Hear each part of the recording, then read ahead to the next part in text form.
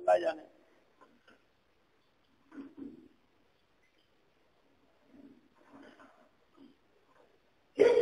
দারুল ইকামার জিম্মেদারদের দায়িত্ব ছিল নগরানি করা।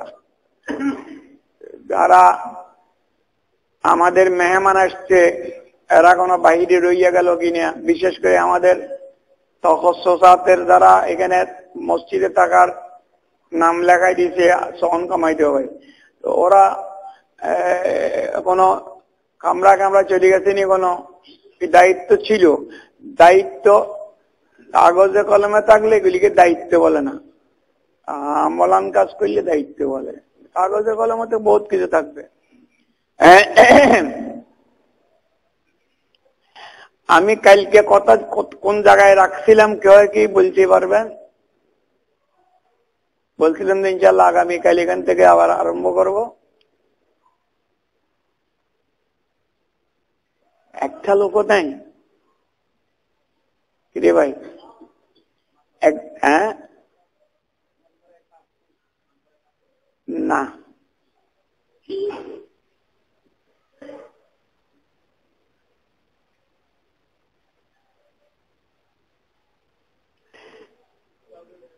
হ্যাঁ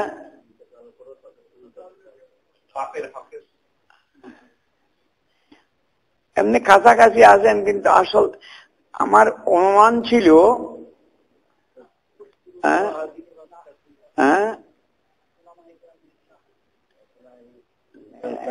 আমার অনুমান ছিল ওস্তাদ জীবিত থাকলে এবং নিজের শেখ জীবিত থাকলে ওনার হাজিরি দিবার চেষ্টা করবেন, আর ইন্তেকাল হয়ে গেলে জিয়ারত করার চেষ্টা করবেন। ওইটার উপরে মকবরায়ে কাসিমিয়া বা এগুলা বলা হয়েছে, জরুর বলা হয়েছে। কেন করা হবে? এই জন্য যেন আমার সিলসিলাটা বাকি থাকে। আমার সিলসিলা ওনার সঙ্গে কেবল হায়াতের সাথে খাস না, আমরা অলি বুজুর্গদের কবরের হায়াতের কায়েল, এবং কবরের হায়াতের মধ্যে সবচেয়ে মজবুত হায়াতের অধিকারী হইল রাসূলুল্লাহ সাল্লাল্লাহু আলাইহি ওয়াসাল্লাম, হায়াতুন নবী বলি আমরা। এই হিসেবে মুত্তাবিয়ে সুন্নাত দ্বারা ওরা হায়াত, আউলিয়া কেরামের হায়াতের কায়েল। যতদিন ওনারা হায়াতে আছে জমিনের উপরে আর নিচে, আমার সিলসিলা ওনাদের সঙ্গে থাকতে হবে, আপনার সিলসিলা থাকতে হবে। এই সিলসিলা বাকি থাকার জন্য হাজির দিতে হবে। এখন সিলসিলা বাকি থাকার একমাত্র উপায় কি আকীদত, মহব্বত, ইতাআত। খুব ভালো করে বোঝার চেষ্টা করি আমরা। আকীদত, মহব্বত, ইতাআত।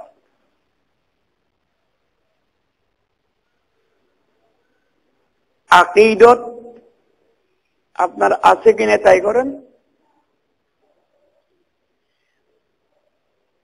আকীদত খুব মজবুত আছে, মহব্বতের কমি, সিলসিলা মুনকাতি হয়ে যাবে।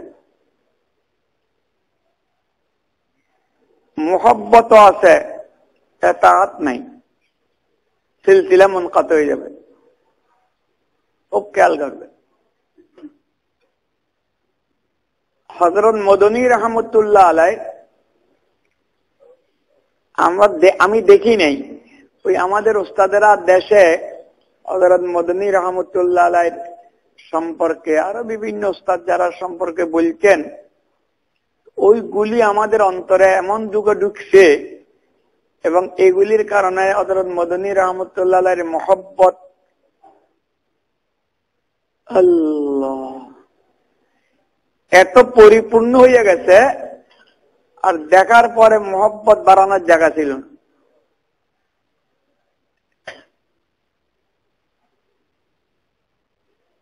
আকীদত এইরকম ফতোয়া কিতাবে কি আছে দেখি নাই। কুতুবুল আলম সৈয়দ হোসেন আহমদ মদনী আমার হাদিসের শেখ, উনার ফতোয়া গিয়েছে মোকদ্দমা আমার কাছে। আমরা ফতোয়া কিতাবে যেটি আছে ওইটা বাহিরে দিই, কিন্তু আমল করি হযরত মদনী রহমতুল্লাহ আলাইহির ফতোয়ার উপরে। উনি রমজানে তাহাজ্জুদের নামাজ বা জামাত পড়ার কায়েল। কে বড় ইতিহাস, এগুলি আমি বলার দরকার নাই, জানিয়ে দিতে পারবে। রমজান মাসে উনি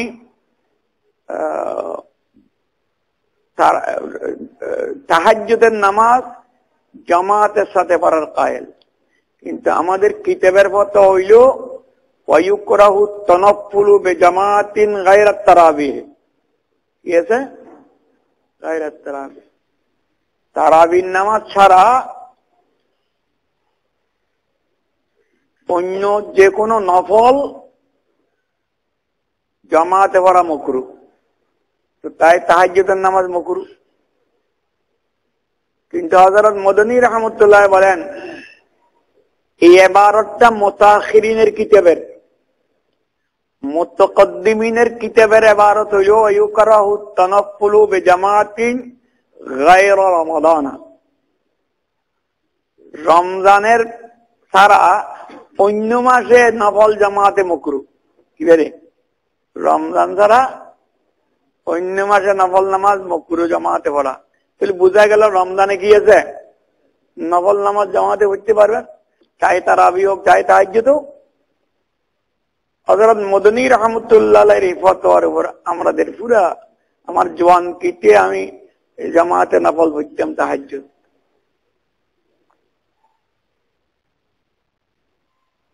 হযরত মদনী রহমতুল্লাহ আলাইহি বলেন তারাবির নামাজে খতমে কোরআন সুন্নত, কিন্তু আমাদের দেশের হাফেজরা যে খতমে কোরআন করে সুন্নত আদায় হয় না। কেন? এরা বিসমিল্লাহকে জেহের করি পড়ে না। 114টা সূরা, 114টা বিসমিল্লাহ, একবার মাত্র হাফেজে বিসমিল্লাহকে জেহের করে, বাকিগুলি সির অত পড়েও না বিসমিল্লাহ। হযরত মদনী রহমতুল্লাহ আলাইহি হর সূরার শুরু দিয়ে বিসমিল্লাহ জেহের করি পড়বে। আলহামদুলিল্লাহ আমার এখতিয়ারে যেখানে যেখানে তারাবি পড়ি আমি বিসমিল্লাহ জেহের করি পড়ে। এখানে আমাদের এখানে বিসমিল্লাহ জেহের করি পড়া আছে তারাবির নামাজ, অথচ আমাদের ফতোয়া তার বিপরীত। আলা হাযাল কিয়াস। এরকম মুতাফাররাদাত কুতুবুল আলম সৈয়দ হোসেন নদীর বহুত প্রত্যেকটা মানি আমি, ফতোয়া দিনে কিন্তু আরো বহুত আছে। যেহেতু উনি আমার হাদিসের শেখ, ওনার সঙ্গে আমার সিলসিলা বাকি দেখতে হবে। উনি আবুল আলা মওদুদী সাহেবের গুমরাহি সর্বপ্রথম দেওবন্দি হলকাত মধ্যে উনি তুলে ধরছিলেন। দেওবন্দি হলকাত আবুল আলা মওদুদী সাহেব সম্পর্কে এত বড় বড় আলেম আমাদের ছিল, একমাত্র মদনী রহমতুল্লাহ তুলে ধরছিল। উনি তুলে ধরছে, আমরা তাহলে বললাম বুঝি বা না বুঝি ওনার কথার উপর আছে। তাহলে বিলমির জমানা ওনার কথা মতে এখান থেকে ওনার সঙ্গীত থেকে বিদায় নিয়ে আসলাম, তখনও ওনার কথার উপর। উনি দুনিয়ার থেকে বিদায় নিল, এখনো ওনার কথার উপর। এখনো কি ওনার কথার উপর। আবুল আলা মওদুদী উনি একজন ইসলামের অপব্যাখ্যা দিয়ে দুনিয়ার থেকে গেছে। যেরকম স্যার সৈয়দ আহমদ ইসলামের অপব্যাখ্যা করে দুনিয়ার থেকে গেছে, নাসিরউদ্দিন আলবানী গেছে, এবং যারা এখন জীবিত আছে জাকের নায়েক ওগারা, এরকম সব। এখন আমরা এটার উপর আছি কি হযরত মদনী রহমতুল্লাহ আলাইহি জীবিত অবস্থাতে এরকম ছিলাম, উনি ইন্তেকাল করে আসি। কেন? আমার ভয় যদি ওনার এই সিলসিলার সঙ্গে যদি থাকতে চায়, উনি যে কথাগুলি বলি গেছে ওইটার মজবুত থাকতে হবে। সনদ যেটা আমাদেরকে দিচ্ছে ওইখানে সনদে লেখা আছে, আমি তোমাদেরকে ওসিয়ত করতেছি, এই ওসিয়তের উপর থাকবা, যদি না থাকো সিলসিলা মুনকাতে, এই ভয়। তরিকতের শেখ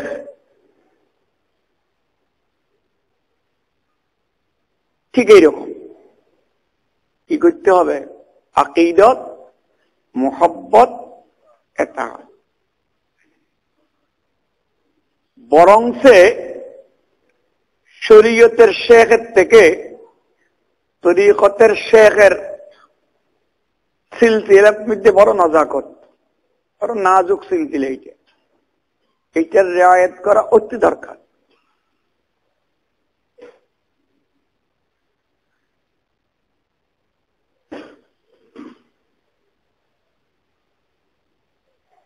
আমরা কোন কোন সময় মনে চায়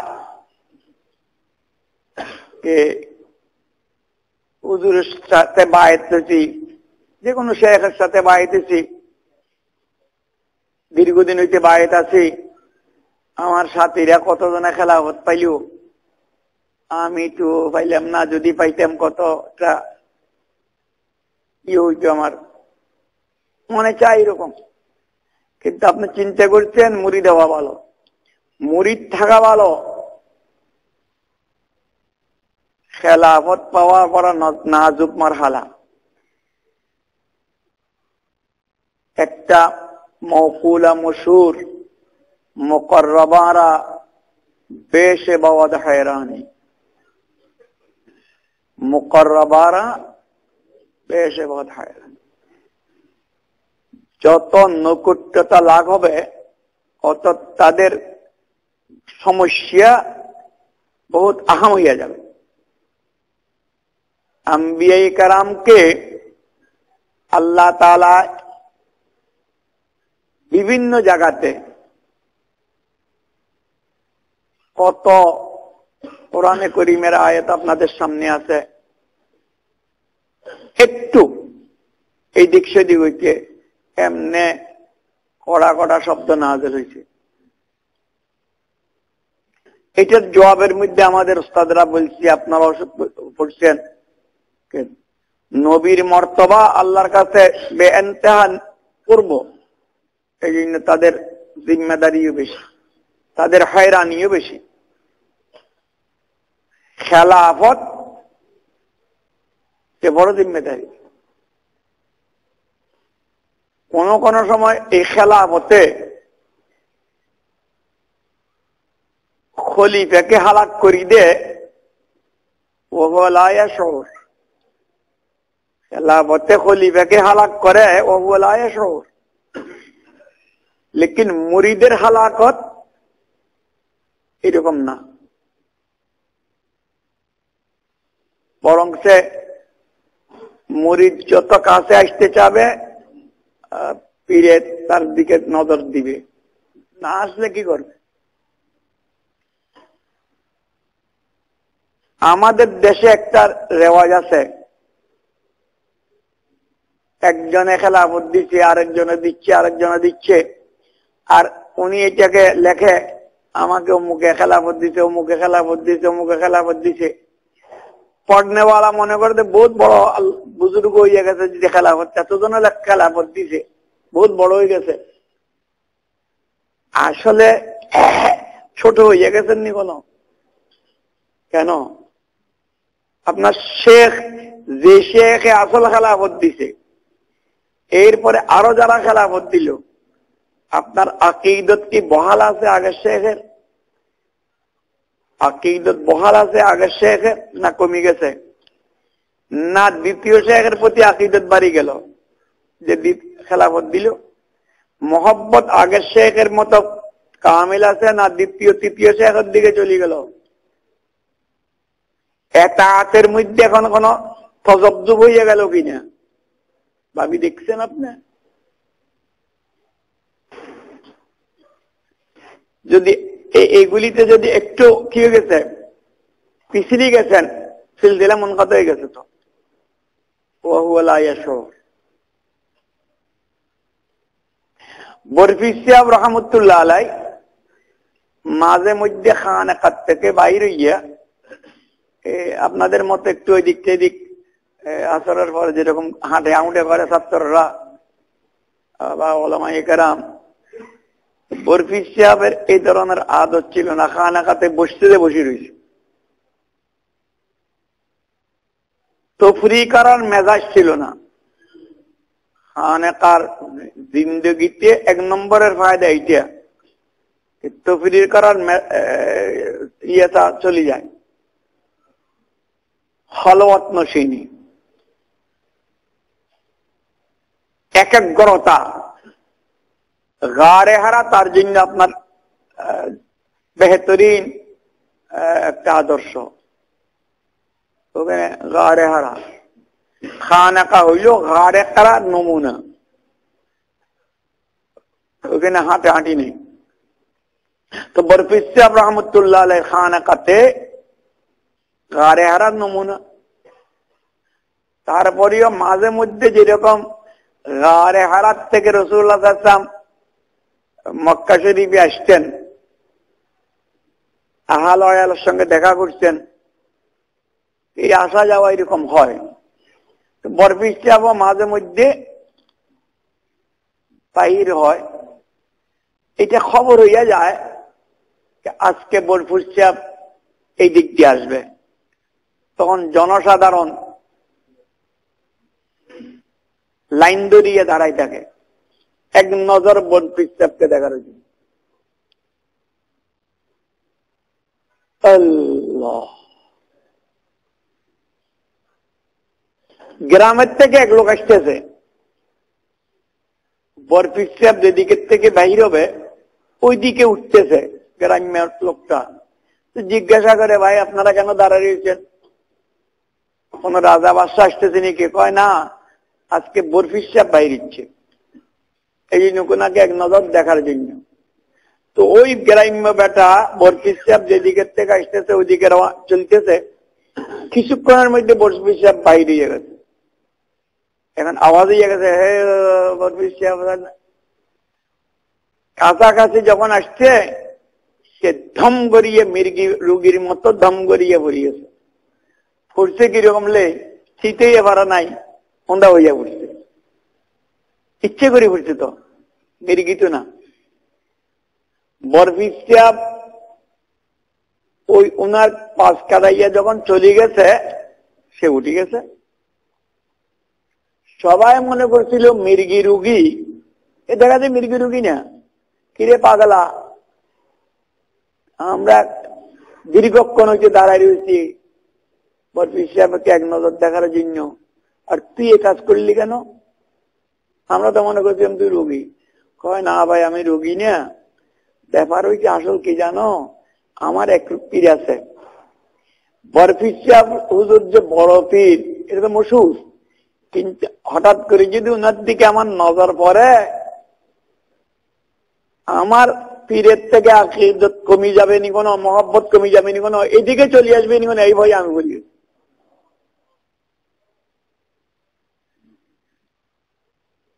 আপনি এখন চিন্তা করেন, নজর বরকদম, নজর শেখের উপর রাখে। কে আমাকে ভালোবাসতেছে, কে খারাপ বাসতেছে দেখার দরকার নেই। এটার নাম হইল আকীদত, মহব্বত। মহব্বতের দাবি করলে কি মহব্বত হয়? আকীদত মন্দির তকরির করলে কি আকীদত মন্দ হয়? কাজে কর্ম দেখতে হয় আমি কতটুকু। তৃতীয় বলছিলাম এতাআত। এতাআত জীবিত অবস্থায় আমার পীর আমার থেকে কি চায়, ইন্তেকালের পরে আমার পীরের চাহত কি ছিল এটা আমি বজায় রাখতে পারতেছি কিনা, এটার নাম এতাআত। রাসূলুল্লাহ সাল্লাল্লাহু আলাইহি ওয়াসাল্লামের সুন্নতের এতাআত, হুজুরের জিন্দগিতে যেরকম ছিল হুজুরের ওফাতের পর সিলসিলা থাকবে, এটা হইল এতাআত। এই তিনটার থেকে কোনো একটা যদি কমি হইয়া যায় সিলসিলা খতম হইয়া যায়। আপনার খবর এনে যে সিলসিলা চলে গেছে।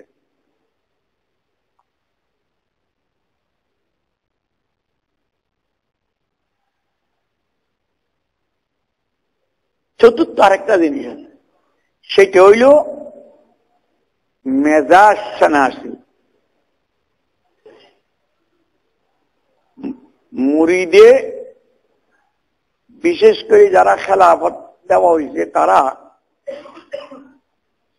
ওই শেখের মেজাজ শনাস হইতে হবে। আমার শেখের মেজাজ কিরকম এটা বোঝার চেষ্টা করতে হবে। তখন এই মুরিদের এই খেলাফতওয়ালার তরফতে হবে। মেজাজ শনাস না হইলে কেবল আকীদত মোহাব্বত এতাআত কাফি, মেজাজ শনাস হইলে আর তরফতে হবে। আমাদের ঢাকাতে হারবি হযরতের কিছু খোলাফা আছে, আরো সবাই চাঁদা উঠায়। তো যারা চাঁদা উঠায় না, তোর কাছে যায় না চাঁদার জন্য, তো মাঝখানে যারা মুরিদান আছে ওরা জিজ্ঞাসা করে, হুজুর আপনি চাঁদা উঠাইছেন? হুজুর তো চাঁদা উঠায় না, দুজন আপনারা খলিফা, তিনজন খলিফা। তো বলে যে আমাদেরকে তো হুজুরে মানা করে নাই, উনাকে মানা করছে, এই জন্য আমরা উঠেছি, উনি উঠায় না। এখন কোন মুরিদে একটু রসিকতার মাধ্যমে বলে, এইটাও তো হইতে পারে আপনি হুজুরের কথা মানবেন না এই জন্য আপনাকে বলে নাই, আর উনাকে মানবে মনে করিয়া ফেলছে। রসিকতা। আসলে এটা মেজাজ শনাসের খেলা। হারবি হযরতের জমিয়ে খোলাফা, জমিয়ে মুরিদিন হযরতের মেজাজ বোঝা দরকার। হযরতের মেজাজ কি? থানবী মেজাজ। থানবী মেজাজ কি? আলেম ওয়াল উলামা তোহফাতুল উলামা লিখে দিছে। থানবীর মেজাজ এটা। আর হারবি হযরতের মেজাজ থানবী মেজাজ। তারপরে এখানে মানা করা না করার কি অর্থ? ইত্তেফাকি ঘটনা হইছে, আমি হযরতকে সরপরস্তির জন্য দরখাস্ত করছি, উনি এই শর্ত দিতে তাহসিল করতে পারবে না, এই আলাদা জিনিস এটা। কিন্তু মেজাজ হইল কি? আহলে আলম কোন আহলে মালের কাছে যাই ধর্ণা না দাও, এটা হইল হযরতের মেজাজ। মুরিদ আর খলিফারা তো মেজাজটা না দিতে হবে। আমি বলছিলাম খেলাফত এটা কোন বুজুর্গির সনদ না, দরায় হাদিসের সনদ। এইটা কোন আপনি বুখারী শরীফ পড়াইতে পারেন তার সনদ না। ইলমি ইস্তেদাদ আপনার মধ্যে আসছে, আমলি ইস্তেদাদ আপনার মধ্যে আসছে। খেলাফত হইল একটা ইস্তেদাদের সার্টিফিকেট।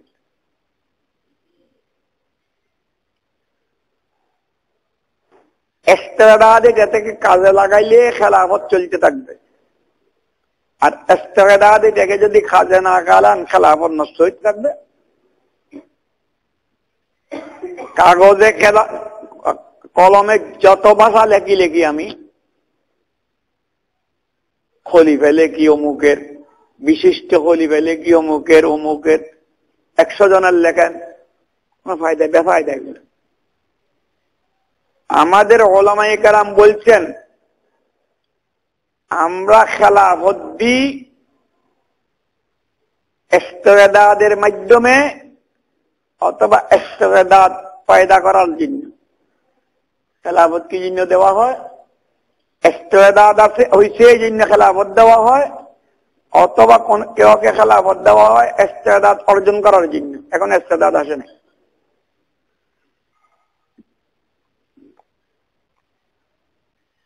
আমরা দরাই হাদিসের থেকে ফারেক হইল সনদ্দি মৌলবী লেখিয়া মৌলানা লেখিয়া, আবার তালেব ইলম যখন নাকি সারে জামি সারে বেকায়া এই সমস্ত জামাতে পড়ে এরারও মৌলবী বলি। এরা এখনো মৌলবী হয় নাই, হবে এই জন্য মৌলবী, আর হইয়া গেছে মৌলবী। দোনো মৌলবীর দেশ কম নেই, বলতেছে দোনোজনকে মৌলবী। ফারেক ইনকো মৌলবী বলি, আর পড়তেছে তাকেও মৌলবী বলি। ওইটার ইস্তেদাদ হয়ে গেছে, এটার ইস্তেদাদ হওয়ার আশা করিয়ে তাকে একটু উৎসাহিত করতেছে, ঠিকঠাক ভালো, তার কাছে ভালো লাগুক, চকলেট দেওয়া। খেলাফত এক ইংরেজি শিক্ষিত আলেম ওলামার খুব মহব্বত, সে এক শেখের একটা কিতাব পড়তেছে, ধরি নেন আমার একটা কিতাব পড়তেছে, ওখানে খোলাফাদের নাম লিখছে। তো আমাকে বলতেছে, হুজুর আমি এই কিতাবটা পড়তেছিলাম, লাস্টে খলিফাদের নাম পাইলাম, ওইটাও পড়লাম।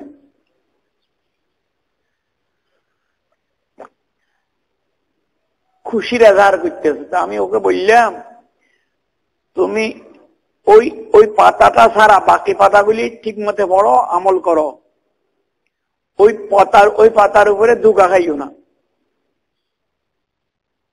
তোমার জানা দরকার খেলাফত হেফাজত করলে খেলাফত বাকি আছে, হেফাজত না করলে খেলাফত চলে গেছে। কে কে খেলাফত বাকি রেখেছে তুমি তাহা ঠিক করছো? ক্ষয় করেছে আমি বুঝি না। আমি এই জন্য ওই পাতাটা পড়িও না তুমি। খেলাফত বাকি থাকার কাজ করলে বাকি রয়েছে, নষ্ট হবার কাজ করলে নষ্ট হয়ে গেছে। খেলাফত ইস্তেদাদ হয়েছে যে দেওয়া গেছে, ইস্তেদাদ হওয়ার জন্য দেওয়া গেছে, শেখে বুঝে।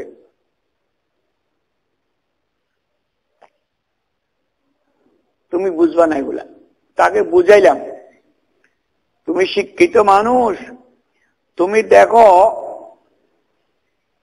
তুমি যে শেখের খলিফা, ওই খলিফাগুলি ওই শেখের সঙ্গে কিভাবে সম্পর্ক, আকীদতের সম্পর্ক, মহব্বতের সম্পর্ক, ইতাআতের সম্পর্ক, জীবিত অবস্থাতে ওই শেখের কাছে আসা যাওয়া করে।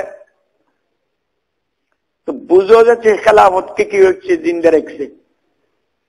আর যদি খলিফা হইছে আলোক আস্তানা বানাই ফেলাইছে, খলিফা হইছে আলোক আস্তানা বানাই ফেলাইছে, পীরের দরবারে হাজিরি দেওয়া কার দরকার মনে করতেছে না। তখন কি হবে? খেলাফত চলে গেছে, সিলসিলা মুনকাতা হয়ে গেছে। মনে করতেছে কি আমি হচ্ছে একটা শেখ হয়েছি, হুজুরে আমাকে খেলাফত দিছে, বেশক খেলাফত দিছে, খেলাফতের হক আদায় করতে হবে। তো হযরত মাওলানা কারি আমির হোসেন সাহেব রহমতুল্লাহ আলাই একজন বড় বুজুর্গ ছিলেন, হরদুইতে পুরা হায়াত কাটাইছেন। হযরত মাওলানা জকরিয়া রহমতুল্লাহ আলাই ইজাজতি ইয়াফতা খেলাফতি ইয়াফতা ছিলেন। কিন্তু আমরা তো হরদুইতে সবসময় তো ছিলাম না, যতবার গেছি, যতদিন ছিলাম, এই কারি আমির হোসেন সাহেব রহমতুল্লাহ আলাই হরদুই হযরতের পাশে আসিয়া দুজন হয়ে বসে থাকতেন। উনি এত বড় শেখ, মাদ্রাসে, বোম্বেতে, আর বিভিন্ন বড় বড় শহরে ওনার শতে শতে হাজার হাজার মুরিদান, উনি কতজনকে খেলাফতি দিয়েছে। কিন্তু হরদুই হযরতের সামনে আসে দুজন হয়ে বসে থাকে।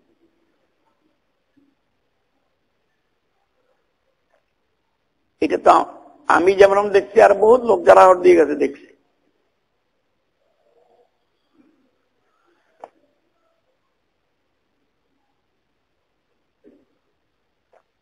হাটাজারির বর মুফতি যে হুজুর রহমতুল্লাহ এক খলিফা ছিল আমাদের উস্তাদ। উনি পরে বাবুনগর মাদ্রাসাতে মুদারেস হয়েছে। বাবুনগর মাদ্রাসার মোহতেমেম তখনকার পটিয়ার মুফতি আইজুল হক সাহেবের খলিফা রহমতুল্লাহ আলাইহি হারুন সাহেব। আমি যতবার বাবুনগরে গেছি এই আমার ওস্তাদের সঙ্গে দেখা করতে, উনাকে দেখছি উনি একজন বড় পীর। এখানে মাওলানা হারুন সাহেব রহমতুল্লাহ সামনে বসে রয়েছে।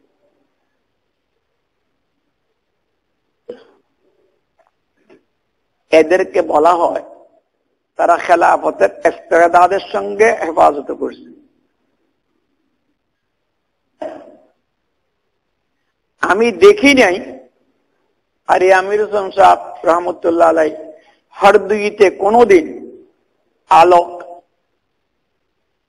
দরবার বানাইছে। দরবার একটাই। উনি দরবার কোথায় বানায়? ওই মাদ্রাস ওখানে দরবার বানায়। রমজানে ওখানে চলে গেছে। উনি বোম্বাইকে দরবার বানায়, উনি বেঙ্গলোরকে বেঙ্গলোর বানায়, কিন্তু হরদুইকে বানায় না। এগুলি আমাদের খেলাফতকে হেফাজত করার সবচেয়ে বড় জরুরি। আমার শেখ যেখানে আছে ওইখানে আমি কোনো দরবার করতে না, বলকে আমার দরবারে যারা আসবে তাদেরকে লইয়ে আমি ওই দরবারের একজন ভিখারি বনি বসে থাকবো।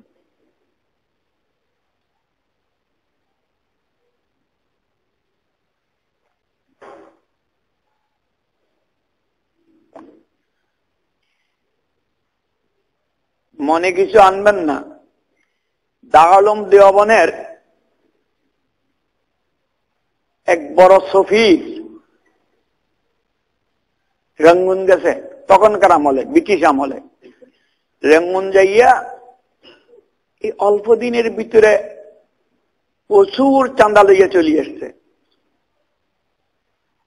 মনে করছে যে কি এটা আমার যোগ্যতার কারণে মানুষ এত টাকা চাঁদা দিছে আমাকে। উনি যে কোনো কারণে ধরেন মাদ্রাসাওয়ালার সঙ্গে মতানৈক্য হয়ে গেছে, দেওবন্দ থেকে উনি ইস্তেফা দিয়ে চলে গেছে। উনি আরেক বড় মাদ্রাসা দারুল উলুম দেওবন্দের সমমান আরেক মাদ্রাসা থেকে গেছে আবার রঙ্গুন। ওনার কথা আগের মতোই আছে, ওনার বক্তৃতা আগের মতোই আছে, স্রোত আগের গুলি আছে, মগর যাতায়াত খরচ উঠে নেই। যাতায়াত খরচ উঠে নেই। ঘটনা কি বলেন? স্রোত আগের গুলা, বক্ত আগরটা, মাঝখানে কি হইয়া গেছে? দারুল উলুম নিজবতে টাকার পাহাড় নিয়ে আসছে, আর নিজবতে যে খতম হয়ে গেছে আর রাহা খরচ হচ্ছে না। আপনি এগুলো গৌর করবেন না? কি মনে করেন আপনি? আপনারা মনে করেন বসুন্ধরা আব্দুর রহমানে চালায়? এটাই তো প্রথম ভুল। এ তো আল্লাহ চালাচ্ছে, আল্লাহর এক বান্দারকে ওয়াসিতা বানাইয়া ওনার রুহানি ফয়েজ দিয়ে চলতেছে, আর 2000 রহমতুল্লাহ আলাইহির উসিলায় চলতেছে। এখন এখান থেকে বড় বড় মাশায়েখরা যাইয়া যদি আলাগ আলাগ করিয়া কোন কাজ করে, মনে করেন বসুন্ধরার মতো আমিও হইয়া যাব, এটা কি সম্ভব? সেখানে আব্দুর রহমানকে সামনে রাখিয়ে তো চিন্তা করা যায়, ফরদি হযরতকে সামনে রাখিয়ে কি চিন্তা করবেন আপনি? পাকিস্তান হইয়া গেছে তো কিছু দারুল উলুম দেওবন্দের বড় বড় হস্তি পাকিস্তান চলে আসছে।